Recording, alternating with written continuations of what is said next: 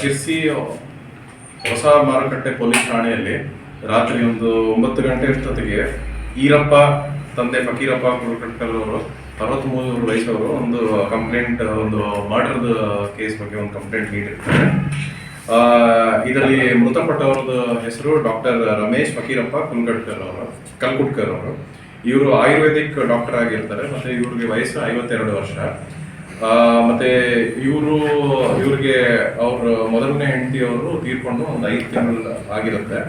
ಮತ್ತೆ ಅವ್ರಿಗೆ 2ನೇ ವಿವಾಹ ಮಾಡಬೇಕು ಅಂತ ಇಂದು ದಿನಾಂಕ 20ರಂದು ಪ್ಲಾನ್ ಆಗಿರುತ್ತೆ ಅಂದ್ಬಿಟ್ಟು ಇವರು ಫಿರ್ಯಾದಿದಾರರು ಹೇಳಿರ್ತಾರೆ, ಅವ್ರ ಅಣ್ಣನಾದವರು.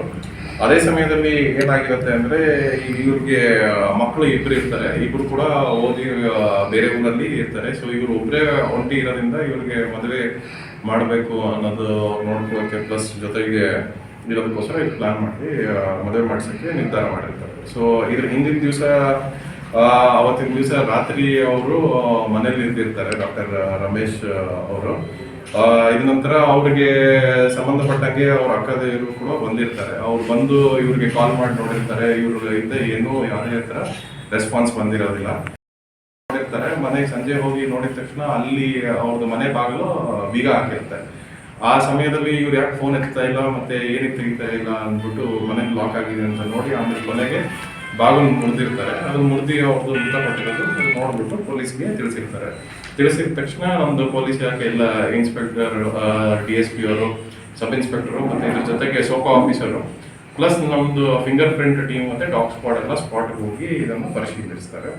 ಇದು ಪರಿಶೀಲನೆ ಮಾಡಿದಲ್ಲಿ ನೋಡಿದಲ್ಲಿ ಅವ್ರು ಐಡೆಂಟಿಫೈ ಆಗಿ ಅವರೇ ಡಾಕ್ಟರ್ ರಮೇಶ್ ಅವರದೇ ತೀರ್ಕೊಂಡಿರೋದು ಗೊತ್ತಾಗುತ್ತೆ. ಯಾವುದೋ ಒಂದು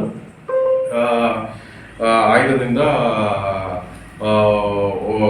ಏಟು ತಲೆಗೆ ಬಿದ್ದು ಅವರು ಮೃತಪಟ್ಟಿರ್ತಾರೆ ಅಂತ ಗೊತ್ತಾಗಿರುತ್ತೆ. ತದನಂತರ ಇನ್ಕ್ವೆಸ್ಟ್ ಎಲ್ಲ ಮಾಡಿ ಗೌರ್ಮೆಂಟ್ ಕನ್ಸಲ್ಟೇಷನ್ ಮಾಡಿರ್ತಾರೆ. ಈ ಸಮಯದ ತನಿಖೆ ಇನ್ನೂ ಮುಂದೆ ಕೈಗೊಂಡು ಪ್ರಾಥಮಿಕವಾಗಿ ನಮಗೆ ತಿಳಿದು ಬಂದಿದ್ದು ಏನು ಅಂದರೆ ಅಲ್ಲಿ ಮನೆಯಲ್ಲಿ ಇದ್ದಿದ್ದು ಆಭರಣಗಳು ಕೂಡ ಮಿಸ್ಸಿಂಗ್ ಇರುತ್ತೆ. ಅವ್ರ ಮದುವೆಗೆ ಅಂತ ತೊಗೊಂಡ್ಬಂದಿರೋದು. ಸೊ ಅದೇ ಸಮಯದಲ್ಲಿ ಅದನ್ನೇ ಪತ್ತೆ ಹಚ್ಚಿ ಹೋಗಿರೋದು ಈಗಾಗಲೇ ನಮಗೆ ಆರೋಪಿಯವರು ಪತ್ತೆ ಆಗಿದ್ದಾರೆ. ಸೊ ಪತ್ತೆ ಆಗಿ ನಾವು ತನಿಖೆ ಕೈಗೊಳ್ತೇವೆ. ಇವಾಗ ನಮಗೆ ಪ್ರಾಥಮಿಕ ಗೊತ್ತಾಗಿರೋದು ಏನಂದ್ರೆ ಇವರು ಪರಿಚಯ ಆಗಿದ್ದಾರೆ. ಅವ್ರ ನೆಂಟರಲ್ಲ, ಯಾರು ಇಲ್ಲ ಅವರು. ಸೊ ಇವ್ರಿಗಂತಾನೆ ಪರಿಚಯ ಆಗಿ ಅವ್ರ ಜೊತೆಗೆ ಪರಿಚಯದಿಂದ ಬಂದು ಇವ್ರ ಜೊತೆ ಇದ್ರು ಅನ್ನೋದು ಗೊತ್ತಾಗಿದೆ. ಸೊ ಸಲುವಾಗಿ ಎಲ್ಲ ನೆಂಟರೆಲ್ಲ ಬರೋಕ್ಕೆ ಶುರುವಾಗಿದ್ರು. ಸೊ ಅವಾಗ ಅವ್ರ ಅಕ್ಕ ಇದು ಕೂಡ ಬಂದಿದ್ದು ಅದೇ ಸಲುವಾಗಿ, ಮದುವೆ ಸಲುವಾಗಿ ಮನೆಗೆ ಬಂದಿದ್ದಾರೆ. ಅವಾಗ ಅವ್ರು ನೋಡಿದಲ್ಲಿ ಮನೆಯಲ್ಲಿ ಬಾಗಿಲು ಹಾಕಿದೆ, ಬೀಗ ಹಾಕಿದೆ ಅಂದಿದ ತಕ್ಷಣ ಅನುಮಾನ ಬಂದಿದೆ. ನಾವು ಬೆಳಗ್ಗೆಯಿಂದ ಫೋನ್ ಮಾಡ್ತಾ ಇದೀವಿ, ನಾಳೆ ಮದುವೆ ಇದೆ, ಯಾಕೆ ಬಾಗಿಲು ತೆಗ್ದಿಲ್ಲ, ಆಮೇಲೆ ಫೋನ್ ಏನೂ ಗೊತ್ತಿಲ್ಲ ಅಂದ್ಬಿಟ್ಟು ಸಂಶಯ ಬಂದಿದ್ದರಿಂದ ಆಮೇಲೆ ಬಾಗಿಲು ಹೊಡೆದಿದ್ದಾರೆ. ಅಲ್ಲಿ ಬಾಗಿಲು ಹೊಡೆದಿರ್ಬೇಕಾದ್ರೆ ಅವ್ರು ನೋಡಿದ್ದಾರೆ. ಸೊ ಅದೇ ಸಮಯದಲ್ಲಿ ಅವ್ರ ನೆಂಟರೆಲ್ಲ ನಿನ್ನೆ ರಾತ್ರಿ ಎಲ್ಲ ಬಂದಿದ್ದಾರೆ.